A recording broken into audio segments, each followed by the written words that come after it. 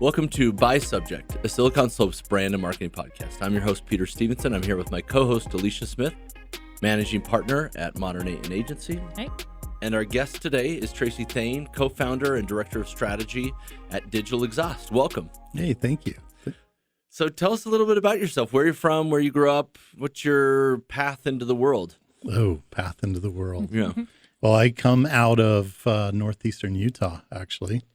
I'm really? From the Uinta Basin. Grew up on a farm there. Worked construction most of my What kind of younger farming? life. Alfalfa, Really? of course. You know, the biggest problem people don't to talk our about that anymore. yeah, do the they? biggest problem to our water issues here in Utah. But yeah, a cattle farm, cattle ranch as well. Amazing. And then you mentioned construction. So you got into construction. What kind of construction? Yeah, my father owned a construction company, and so I spent my young years learning how to run backhoes, excavators.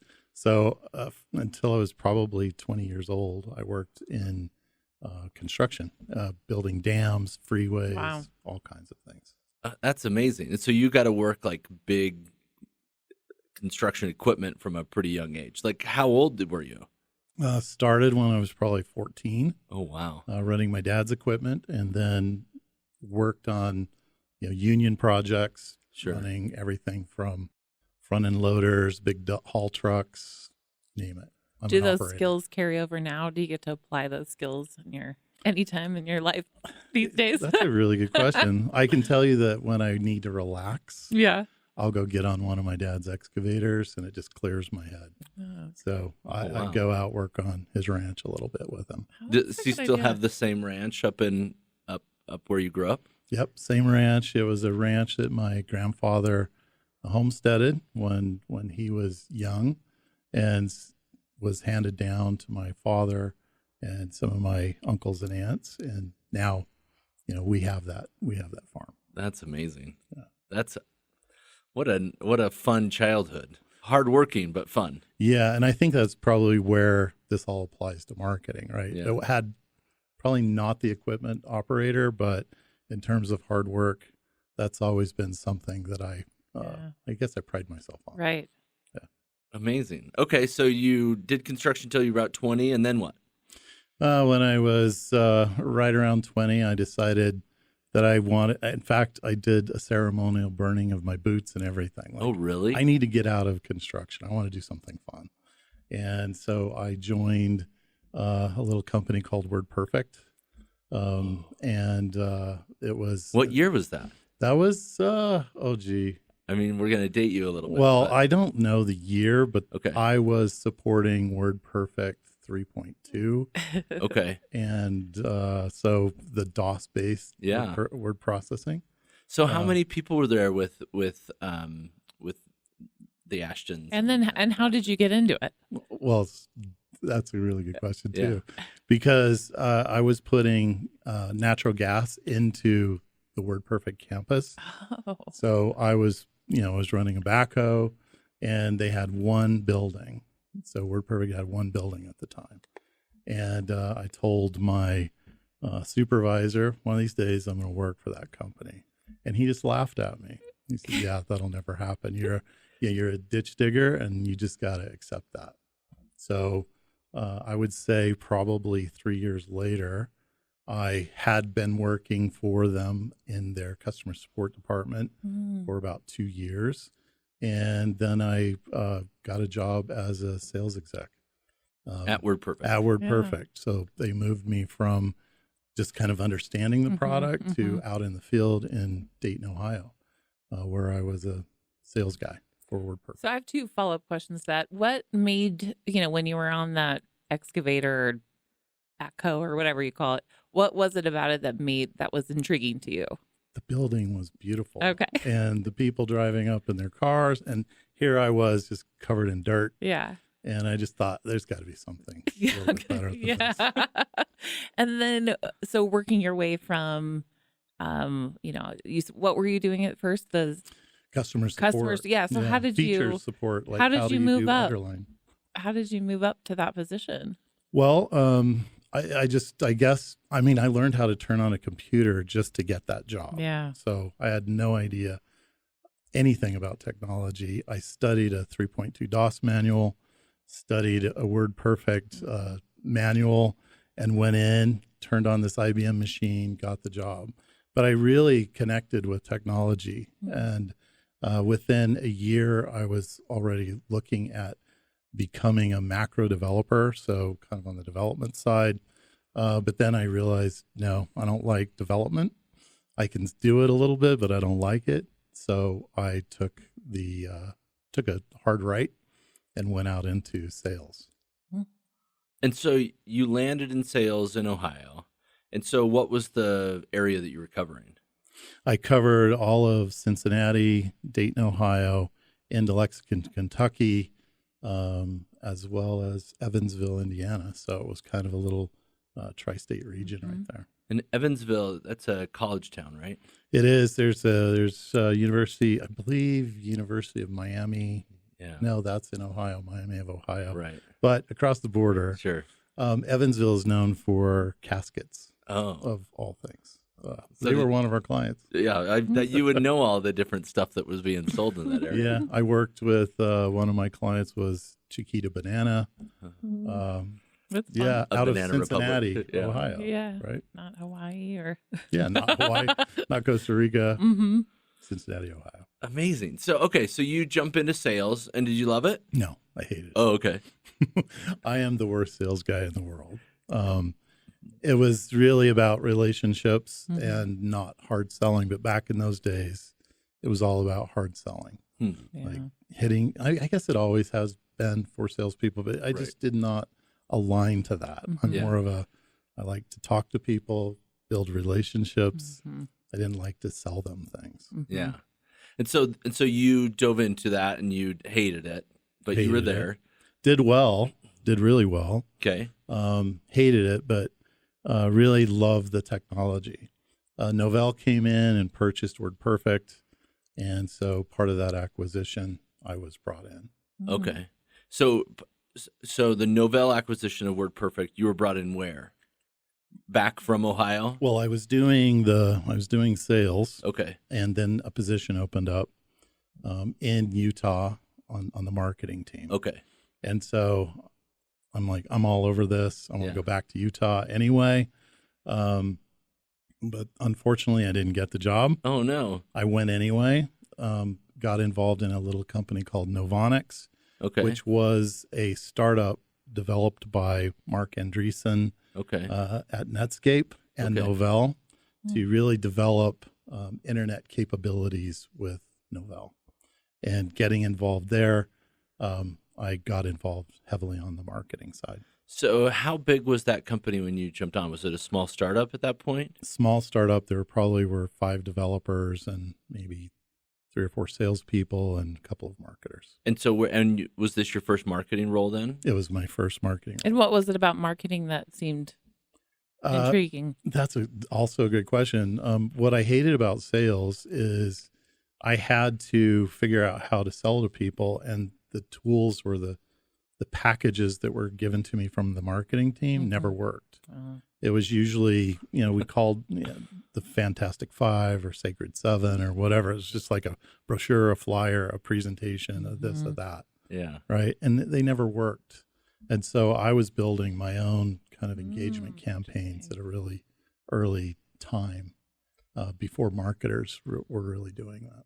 So I'd love to hear an example of what that was. Like what was something that was different that you created to make your job easier? So where it started was, I had a big responsibility for resellers. Novell leveraged heavily third-party resellers to really drive their products into market. And so in Cincinnati specifically, I had a really strong base of resellers. The thing about resellers, though, is you always have to stay in front of them. So I probably had maybe 100 or so resellers that I had to stay in front of. Novell had acquired WordPerfect and in the process had also acquired GroupWise, which was an email marketing package that was actually a little more intelligent than most tools out there. And so I was able to start using that and using rules and macros and things like that to queue up drip campaigns.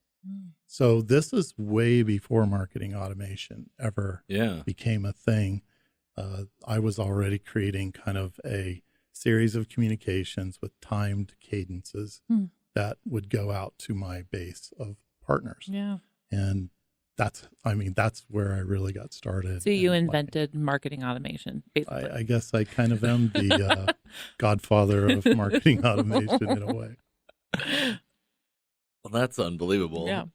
How did you figure that out, that was something you wanted to do? Were you just like, I have to send 100 emails and I don't want to do all of them automatically? Yeah, it's pretty much that. And with the background that I had in feature support of WordPerfect and also having used GroupWise from the very beginning of its, from the very beginning, I knew how to use the functionality. And I also had kind of a programming background where I could get in and do a few things with it that most people could. In MS-DOS. Yeah. Type in macros, // run / comma, all that stuff. Yeah. I remember those days. I first learned to code on that when I was like 8, 7, maybe even younger than that. I think back now and I was like, how did I get anything to do anything? Yeah. That's a crazy language. It really is. It really is. Okay. So you go into marketing, and did you love it? I loved it from the very beginning, although I didn't really understand it. Yeah. Okay. Because I just did it my way. Right. I remember the first time. So this company Novonics got pulled back into Novell. Okay. And so I was then on the internet marketing team. There was no internet marketing team at Novell before this. Okay. So having that background of the Andreessen Netscape background, they brought me in to really focus on. They called it internet marketing at the time. Yeah.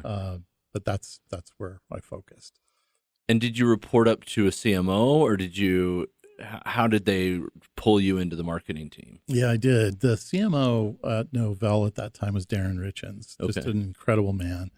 And I think it was more of a sympathy kind of, let's put this guy in, don't know what to do with him. And I learned a lot. I mean, I remember him talking about below the fold, and I'm like, I don't even know what that means, but I'm going to pretend I do and just have this conversation.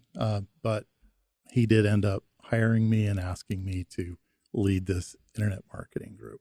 And so what was internet marketing like at this point? Like what were the channels that you were using? What were you thinking about doing? What options did you have? Well, if you recall with Novell did not have a great protocol for internet, right? So everything was going down the IP path. Yeah. TCP IP, right? And so really what our intention is how do we make Novell NetWare and Novell tools and technologies appear to be and feel more internet or online friendly. Yeah. And there was a lot of development going into these tools to give it that capability, and our responsibility is to get that out to market. Okay. And so, so as an internet marketer, what were you doing? Mostly product marketing. Okay. Right? So it's taking all of these technologies and making them or preparing them for people to understand how they would support their internet needs. Oh, okay. Yeah, so it's mostly product marketing. All product marketing type of stuff. And so then where do you go from there? So you're at Novell for how long? Well, all told, I mean, with the WordPerfect and Novell, it's over 10 years, 12 years. So it's quite a while there. And so did you take on additional responsibilities at Novell, or what did you do as well besides internet marketing? Yeah, over time, took on more responsibility. At one point was responsible for all of NetWare marketing. Okay. So again, it was something that I really loved. I became really excited about it. I love technology, but I stayed incredibly focused on internet type of technologies. And during the time, Novell was trying to figure out how do we become more relevant in that space. And so as a part of for lack of a better way of describing it, a tiger team responsible for going out and looking at potential acquisitions that would give us more capabilities in the internet space.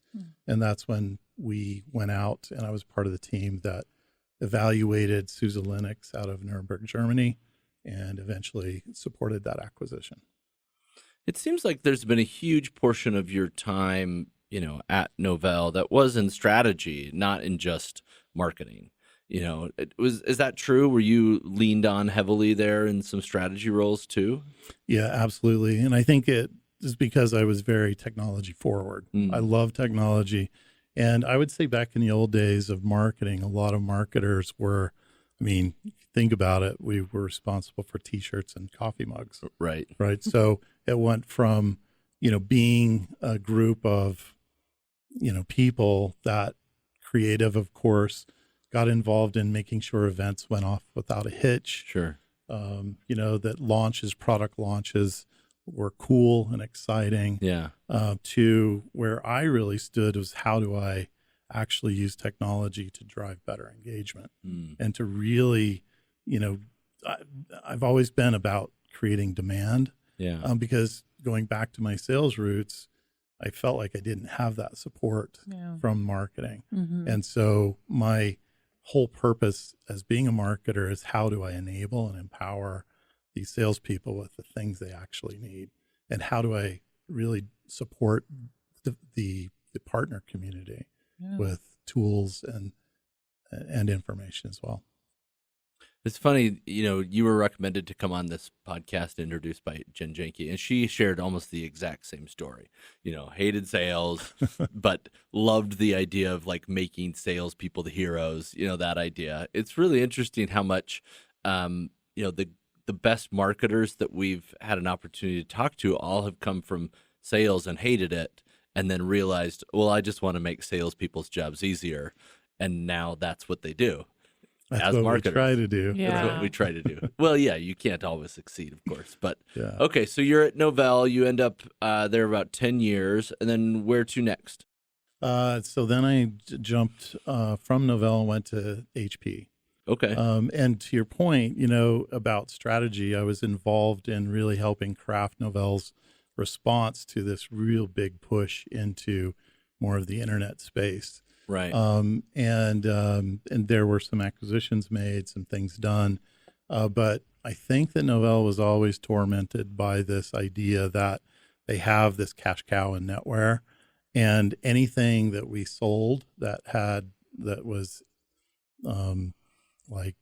open source or Linux enabled represented a lot less revenue. Yeah. And so there was always this challenge that they were really struggling with. And I realized that and I was really excited about digital and online. Right. I've always really jumped into the forefront of things.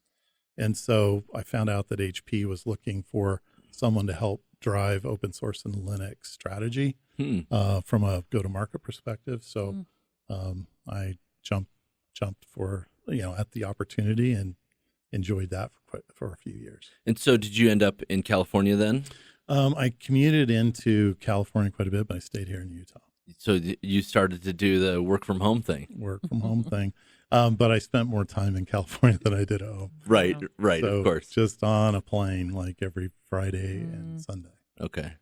And so what was that like? What was, you're in the Bay Area in the 90s, late 90s? Yep. Actually kind of early 2000s. Okay. Yep. So what was that like? What was that area like? What was it like being in Utah working for a California company? What was that experience like? It was a little bit overwhelming, to be honest. Okay.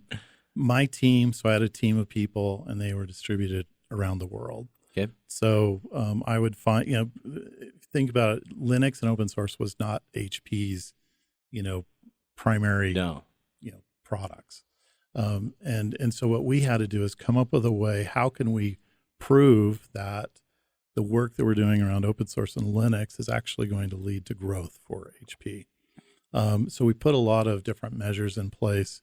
And the big thing we wanted to track is what is the attached revenue associated with our efforts around open source and Linux. So Sure. we were able to track the number of servers that were being sold and where maybe Red Hat or SUSE or any other Sure. kind of, Linux sat in that environment.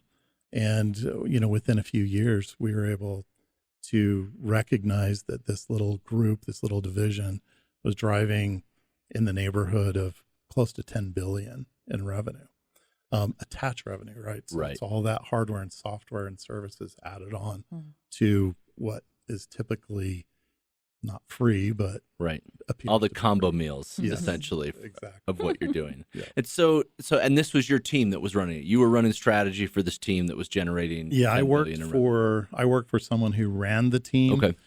This team was responsible for a lot of different types of technology, kind of Yeah. leading edge technology, and my responsibility was all open source and Linux. What was open source like? You mentioned Red Hat was around at that point, and what was open source and Linux community like in the Bay Area at that time? Very strong, and Yeah. in fact, I would say, even here in Utah, it was really strong. It's open source has always been, it's been interesting to me because it provides accessibility to organizations who may not have the ability to do everything by themselves. Yeah. Right. So I've always really enjoyed that. Even in my own kind of startups and efforts, I look at opportunities where I can leverage something that the community has put out there and that we can use.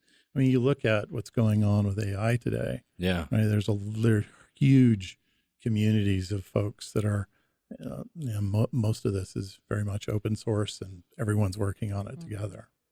Yeah. And I don't want to dive into AI because that'll get us off for an hour or two. Okay. So, but I do want to jump ahead to like what you're working on now, and maybe we can work our way backwards to some of your roles between now and then. But, tell us about Digital Exhaust and what you're working on today. How long ago did you found it? What are you doing? Yeah. So Digital Exhaust it was conceived 7 years ago. Okay. When you think about building personas, buyer personas, Yeah. I have been brought into organizations wanting a buyer persona, and at times I could charge upwards of $125,000 for a fully built out buyer persona documented. Yeah. That would be, the moment I handed it over, it would already be Out of old date. and out Yeah. of date. Right. Yeah. So 7 years ago, my good friend Carlos Hidalgo and I were talking about digital personas. Like, how can we create a persona that's dynamic? Yeah. And that we're using AI and bots and all kinds of things to continually update these personas. And so 7 years ago, we got started. We were building bots and scrapers and all kinds of things. I mean, because when you think about a persona has relevance across the entire business arc. Yeah. Right. So from a strategy and business perspective, you're trying to build products that these personas will buy. Yeah. And so there is a cut of a persona that needs to be understood at a business level. And then you get into product development. And now you have to understand how these personas are going to use the technology or use the solution that you're planning. So there's facet of a persona there. Yeah. Again, going through sales, marketing, and even customer service, everyone uses a persona. Yeah. But what everyone was doing is marketing would have me build one. The product and development teams would probably go hire another consultant to come in and build a persona for them. So they were all looking at different things. Yeah. We went down the road of building a digital persona that actually was dynamic and would self-update 7 years ago. And then we launched this business 2 months ago. Oh, wow. With what we have, just going back 7 years, the technology was not available. Yeah. So Right. everything was brute force. Yeah. Like everything we built, the crawlers, the scrapers, everything was just so brute force and difficult. Therefore, it was pretty expensive. So it was very hard to find any buyers for our digital personas. Yeah. Right. Yeah. But now with where technology is, it's all magically there. That's So all the advancements happened in the last 7 years has made this possible. So digital exhaust, we're able to do things like go out and look at an individual, see what they're doing online. So we kind of suck up all their digital exhaust. Yeah. Everywhere you go, you're leaving traces of yourself. Sure. We suck that all up and we can analyze that. And we're looking at things that are untraditional. So we're looking for other types of buying attributes. We can determine someone's cognitive style based on what we are able to pull in and analyze. So we can tell whether you are conceptual minded or whether you're really structured, right? And so think about how that applies then to go to market. If I can look at your prospect database and I can segment them into groups of cognitive style, all of a sudden I can be hyper personalized in my approach to marketing to them.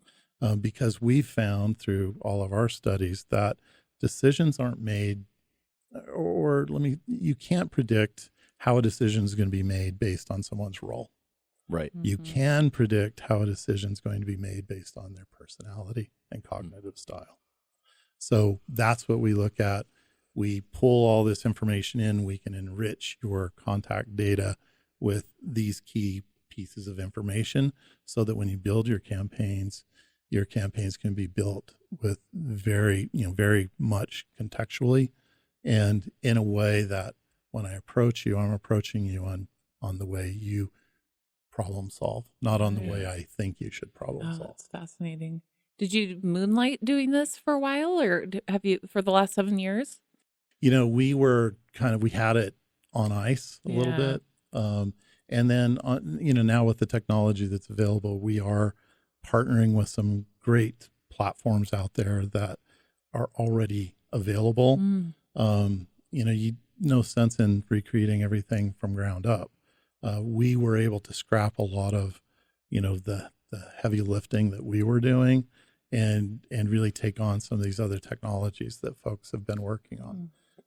But in terms of really cognitive style, all the modeling and the algorithms that go into all of that, that's where we add significant value, right? Okay. So we're able to build these models and deploy these models on our machine learning platforms and really give insights to people that they haven't had access to before.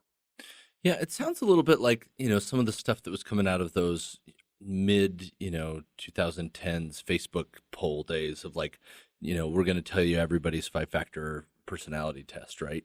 Is it sort of like next level about that kind of data that you're pulling, like helping people to understand their specific personality test, and then the understanding all of those other buyer input data sets? Is that kind of the idea? That is the idea. Now, it's been augmented quite a bit, though. So when you think about the various personality types, right?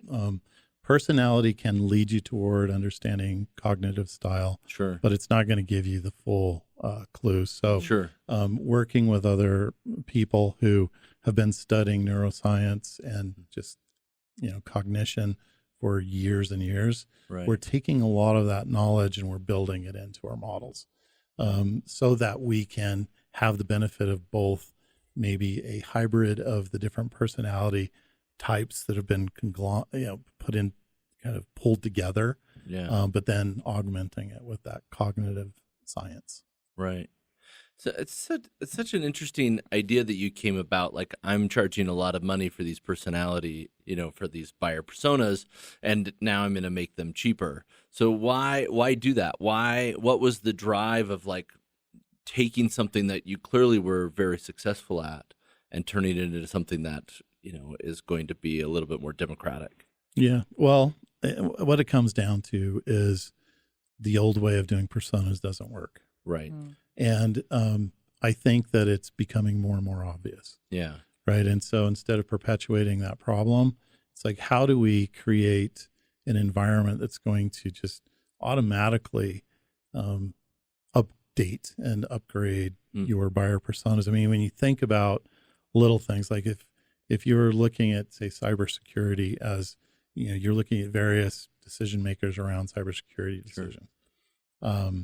There is that world changes so quickly. Sure. And you think about the regulations that are being added around the world, right? It's like what we wanted to do is find a way that when something impacted a buyer persona, that it would automatically be fed into our environment.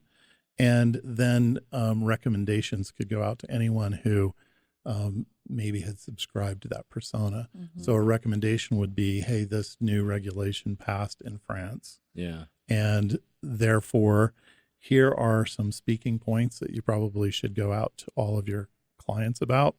And if you know their cognitive style, you want to approach it this way versus that way so that you don't, create any kind of panic. Man, okay. This is fascinating. So maybe if you could maybe give the listeners a couple of points about how to go about building their own buyer personas if they haven't done that before.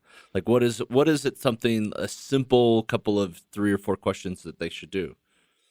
In building buyer personas, the one thing you cannot get away from, I think, is being able to do your qualitative research. Yeah. So a lot of AI tools and deep learning, machine learning type of capabilities will give you a lot of the demographics, firmographics, just kind of those elements. Yeah. But what those all lack would be really being able to fill the gaps and really understand, when do you get involved in a purchasing decision? How large is the buying group?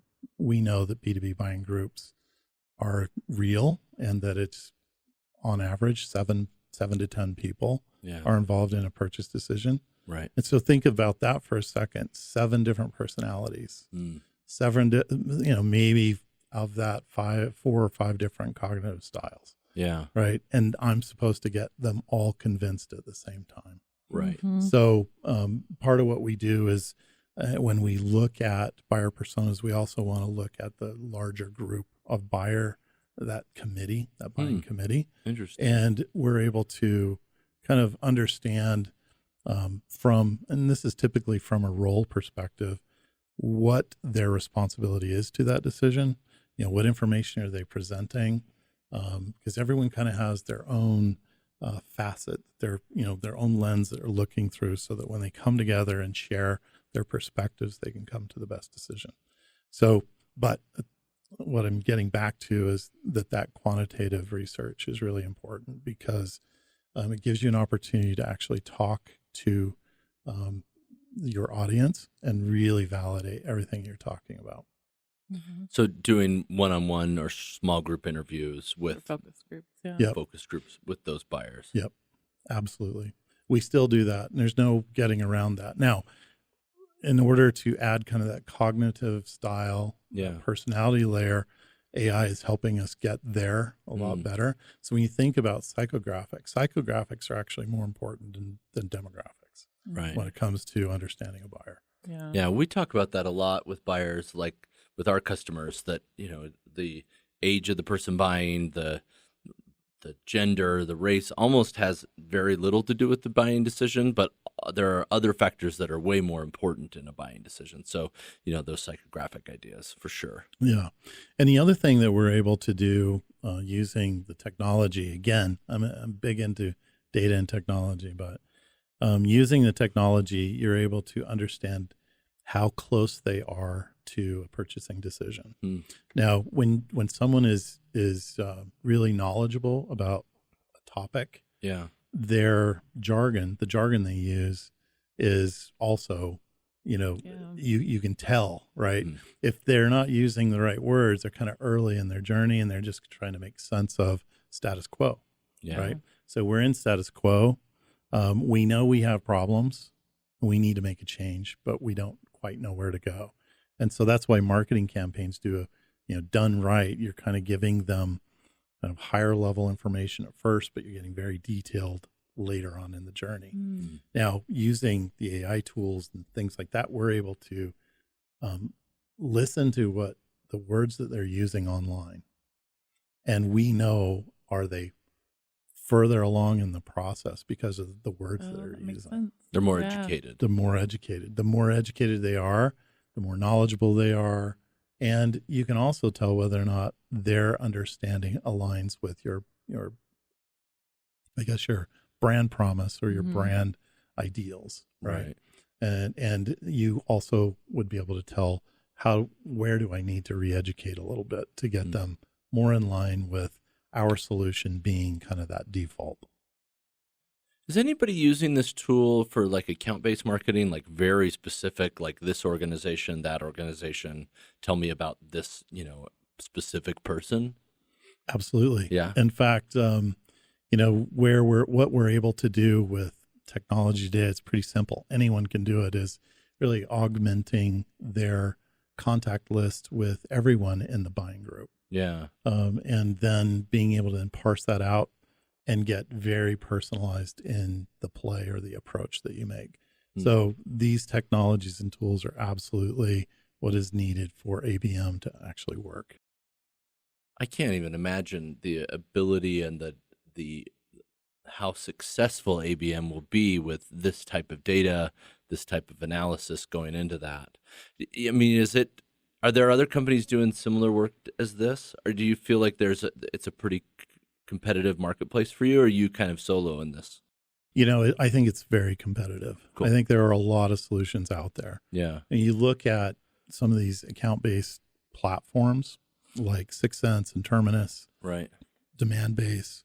All these tools are really, grabbing hold of AI and utilizing it in support of their approach to account-based marketing. Yeah. I would say where we sort of stand out is that all of those platforms kind of give you intent data at a account level.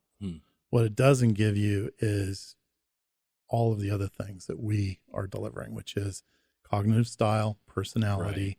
Like, so how does the individual align to that purchasing decision, and how is their engagement, and how is that engagement aligned to the intent of the account? So we're adding more information into that so that if you have a customer data platform, a CDP, you're able to, pull in all of those different data sources, evaluate it, and have that much more enlightenment. I think that's one of the biggest challenges to marketers today. Right. There are all these platforms, right? And these platforms are generating incredible amounts of data. But what are they doing with it? I mean, mostly nothing. Mostly nothing. Because it's hard and confusing, and you really do need somebody to have the knowledge about what to do with it. And there are not very many people who do know. They're young kids who decided to figure it out, and then some marketers like yourself who've like developed tools, but then you're trying to figure out which tool is the right one, and then you get stuck in like, well, I don't know which one, so maybe I'll pick none. Like that's kind of where we're at. So we got only a couple more minutes here, but I do want to know like what kind of companies should be reaching out to you? Like what kind of marketers should you hear from to try to utilize these tools? Yeah, I think the short answer to that is anyone who needs to know how to utilize their data better. Okay. Right. Because what we're trying to do is provide a service and a platform that is accessible. Okay. I enjoy working with mid-market, smaller organizations, mid-market organizations.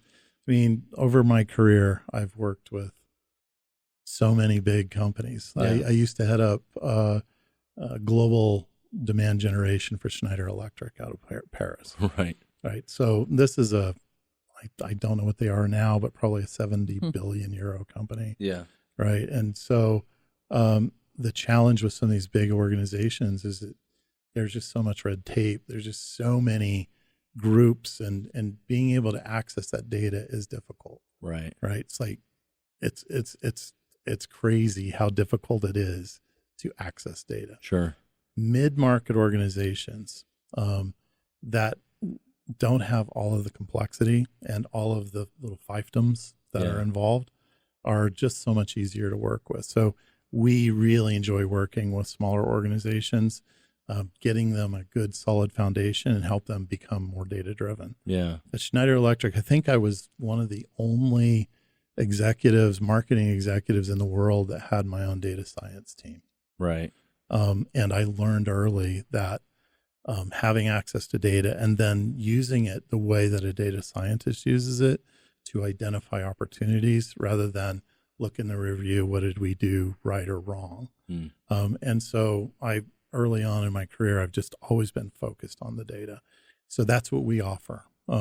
We offer a more affordable and flexible way of gaining access, or at least gaining access to the insights of your data. Right.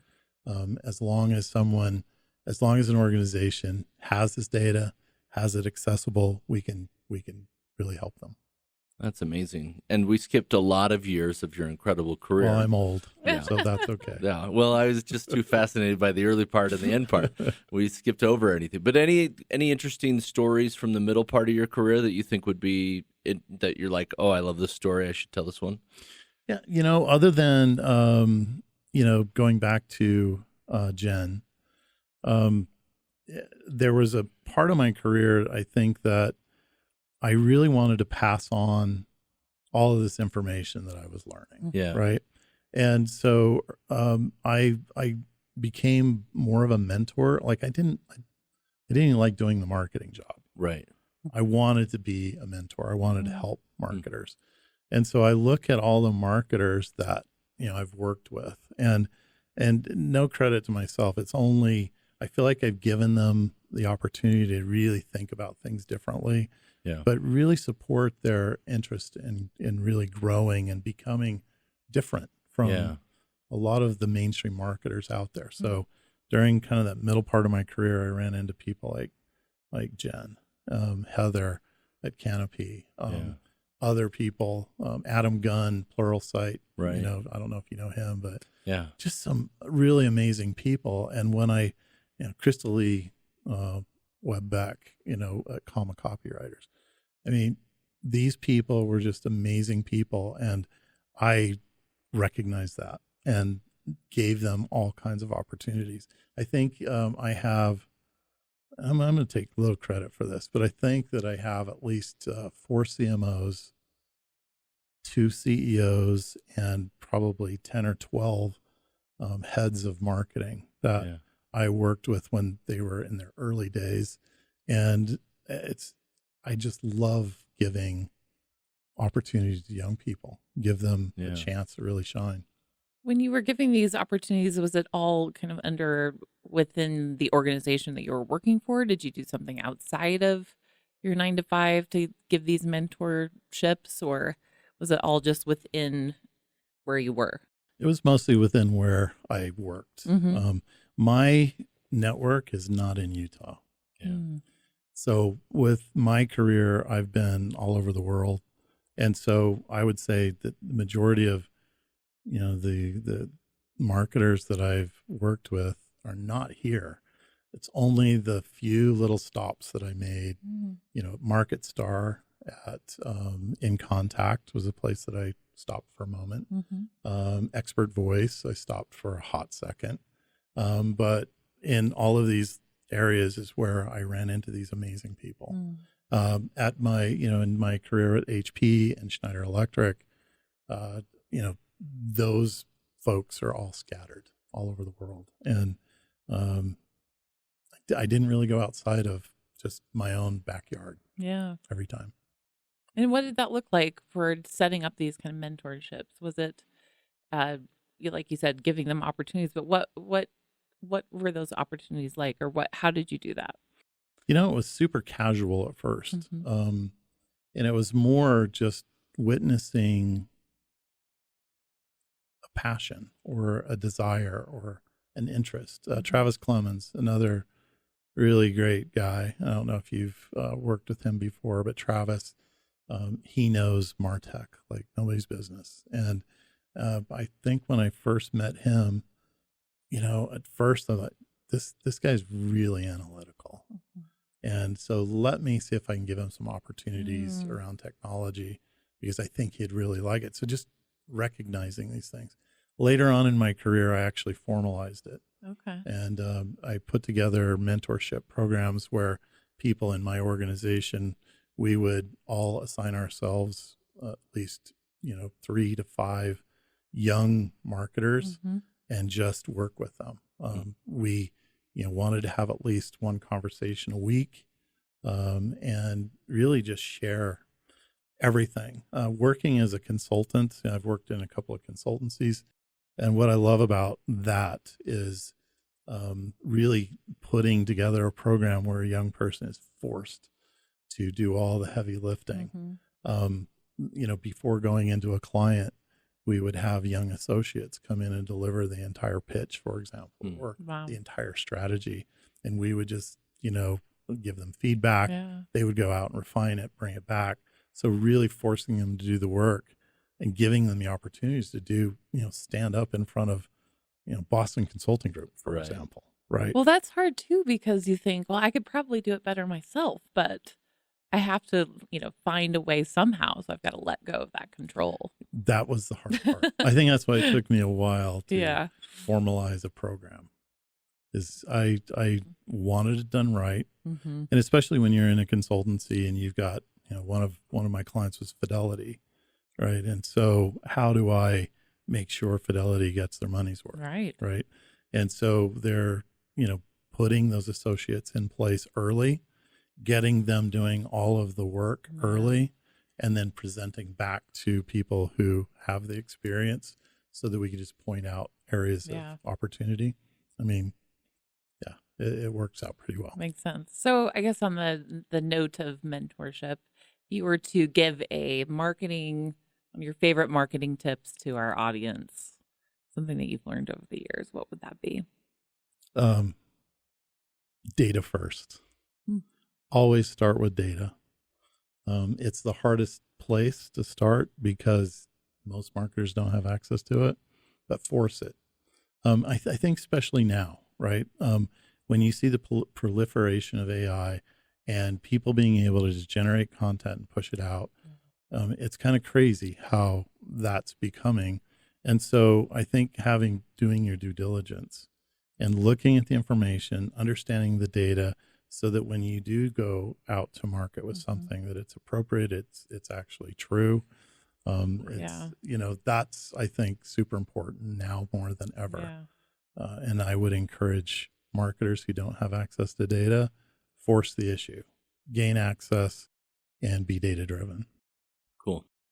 And my favorite question is, where should people go for coffee, food, drinks? Where should people go? And where's your favorite places? Well, in Dubai, no. No, in here in the We here in wish. this here in the city. Here in the city, I'm not a big restaurant guy. And I know there's a lot of pressure on me because when I know you guys asked this question, but coffee, I do coffee. Yeah. And Public is my favorite coffee place. Yeah, we were talking earlier, and you love the Public in the Avenues. In the Avenues, it's really quiet. Do you get to walk laid there? back. I can walk there. Oh yeah, that's a sweet spot. It is Getting to walk incredible. for coffee. Yeah. And, when it comes to coffee, I don't like to take my laptop. I just like to go. Mm-hmm. Don't get it in a takeaway cup. Yeah. Yeah. Get it, You're sit there. down, be in the moment. It's a small space there, and there are a lot of people with laptops. Yes, there are. You ever get the toast while you're there? Oh, I love the toast. Yeah, exactly. The avocado toast Oh, is it's my so favorite. You need to try Public Kitchen. I know you don't like restaurants, but Public Kitchen On is 9th and 9th. 9th and Yeah, 9th. it just yes. reopened after a couple years of being closed. Yeah. And I have been there before. Yeah. Really liked it. Yeah. Beautiful It's the space. same vibe, but just like More options. more toast options. Yeah. Yeah. I had a house just 2 blocks from Oh, 9th okay. and 9th. So Oh, you got rid of that? I don't know Kicking why. yourself. Yes. Kicking myself. First mistake. Well, thank you so much Yeah, for joining thank us, you. and we'll see you on the next episode. Yeah. Thank you. By Subjects is a production of Modern 8 Agency in Silicon Slopes. Executive producers are Alysha Smith and Peter Stevenson. Editor and producer is Dave Meekum. Video production by Connor Mitchell. Development production by Eric Dahl. Production management by Shelby Sandlin. Original music composed by Josh Johnson. Website designed by Modern 8. Please make sure to follow and share the show with your friends. and your enemies. Thanks for joining us.